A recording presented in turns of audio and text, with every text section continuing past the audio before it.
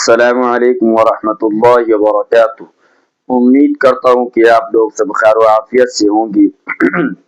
میں آج انشاءاللہ اس ویڈیو کے اندر یہ بتانے آیا ہوں کہ غیر مسلموں کے تہوار میں شرکت کرنا کیسا ہے اور مبارکباد دینا کیسا ہے۔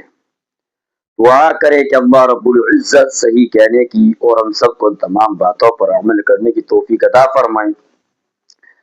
جو حضرات اس چینل پر سب سے پہلے آئے ہیں ان سے میری درخواست یہ ہے کہ اس چینل کو ضرور سبسکرائب کریں تاکہ نئی آنے والی ویڈیو آپ کو سب سے پہلے ملتی رہے۔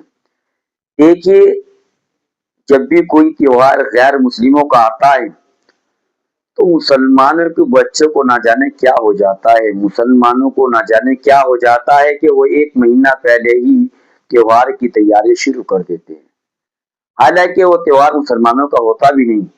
مسلمانوں کے صرف دو ہی تہوار ہوتے ہیں، ایک عید الفطر اور ایک عید الاضحیٰ، اس کے علاوہ کوئی تیسرا تہوار مسلمانوں کا نہیں ہوتا۔ تو پھر ہم ان کے تہوار غیر مسلموں کا تو مسلمانوں کی چیز کی خوشی، تو ہمیں اس کی بھی اجازت نہیں ہے کہ ہم غیر مسلموں کے تہوار میں شرکت تو دور کی بات کہ ان کو مبارکباد دے سکتے، ان کو مبارکباد بھی نہیں دے سکتے۔ اب آپ کہہ سکتے ہیں کہ وہ بھی تو ہماری عید پر ہمیں مبارکباد دیتے ہیں، ہم کیوں نہیں دے سکتے؟ بھائی، ان کے مذہب میں یہ چیز ہے کہ ہمیں عید کی مبارکباد دیں، لیکن ہمارے مذہب کے اندر یہ چیز نہیں ہے کہ ہم غیر مسلموں کے تہوار کے اندر شرکت کریں یا ان کو مبارکباد دیں۔ تو آج کل جو اولاد بگڑ رہی ہے، ماں باپ کا جو حکم نہیں مان رہی اولاد، اس میں سب سے بڑی کمی، سب سے بڑی لاپرواہی ماں باپ کی ہوتی ہے۔ وہ اس لیے کہ ہم نے سارا پریشر جو ڈال رکھا ہے وہ اسکول کو ٹیچر یا مدرسے کے استاد کہ بس جو بھی کچھ سکھائیں گے ادب تہذیب ہی سکھائیں گے۔ یہ سب سے بڑی غلط فہمی ہے مسلمانوں کی، ایسا نہیں ہے۔ دیکھیے، ٹیچر کتنا ہی اچھا کیوں نہ پڑھا لے آپ کے بچے کو، استاد کتنا ہی اچھا پڑھا لے، کتنی ہی تربیت کر دے، کتنی ہی نصیحتیں کر دے، لیکن جب تک ماں باپ اپنے اولاد کو وقت نہیں دے گی، اپنی اولاد کو ٹائم نہیں دے گی، تب تک اولاد نیک ہونے والی نہیں ہے۔ کیوں؟ کیونکہ استاد کے پاس 1 گھنٹہ 1.5 گھنٹہ یا اسکول کے اندر 5 گھنٹے 4 گھنٹے یہی دیے جا رہے ہیں۔ اب اس میں بچہ زیادہ تر گھر رہتا ہے، اب ماں بھی کب تک توجہ کرے گی؟ ماں پہ گھر کا کام زیادہ رہتا ہے، بچے کی دیکھ بھال بھی کرنی ہوتی ہے، لیکن باپ بہت سارے بچے ایسے ہوتے ہیں کہ جن کو باپ سے ملے ہوئے ہفتے بھر ہو جاتا ہے۔ یہ جس وقت باپ کام پر جاتا ہے اس وقت بچہ سو رہا ہوتا ہے، جب باپ کام پہ سے آتا ہے تو اولاد ان کو سوتی ملتی ہے، تو بچوں کا ٹائم کہاں ہے؟ تو خدا کے واسطے کوئی ایسا ٹائم سیٹ کریں، آپ ایسا وقت سیٹ کریں کہ جو آپ اپنے بچوں کی خیریت معلوم کر سکیں اور پوچھ سکے بیٹا آپ کا ٹارگیٹ کیا ہے آگے کا، آپ آج کہاں کہاں گئے تھے، پوچھو ان سے۔ اگر بتاتا ہے بچہ کہ فلاں جگہ گیا تھا، اگر آپ کو لگ رہا کہ جگہ صحیح ہے، بچہ وہاں سے کچھ سیکھ رہا ہے تو جانے دیجیے، لیکن اگر پتا ہے کہ وہاں بچہ میرا بگڑے گا تو وہاں سے اس کو فوراً روکیے، کیونکہ اگر آپ بچوں کو ٹائم نہیں دو گے تو بچے کے بگڑنے کے چانس کچھ زیادہ ہو جاتے ہیں۔ بچوں کا علماء نے لکھا ہے کہ اگر بچہ چھوٹا بھی ہے تو ماں باپ کو لڑنا نہیں چاہیے، ماں باپ کو گالی گلوچ نہیں کرنی چاہیے، کیونکہ آپ کو لگ رہا ہے کہ وہ چھوٹا بچہ ہے، لیکن وہ نہیں، وہ آپ کی ہر بات کو ریکارڈ کر رہا ہے۔ جس طریقے سے کیمرہ یا ریکارڈ کرتے ہیں آواز، اپنی آواز کو ریکارڈ کرتے ہیں موبائل کے اندر، اسی طریقے سے بچہ کے ریکارڈر ہوتا ہے، بچہ ہر بات کو ریکارڈ کرتا ہے۔ تو اسی لیے اپنی اولاد کی تربیت پر زیادہ توجہ دی۔ اگر آپ نے اپنے بالغ ہونے سے پہلے بچے کی تربیت نہ کری تو پھر یہ خیال یہ ذہن سے نکال دے کہ ہم جب بڑھاپے کو پہنچیں گے ہماری اولاد ہماری خدمت کرے گی، نہیں، وہ آپ کو ایک ٹائم کھانے کو تڑپا دے گی، یہ اولاد پھر ایسی نکلتی ہے۔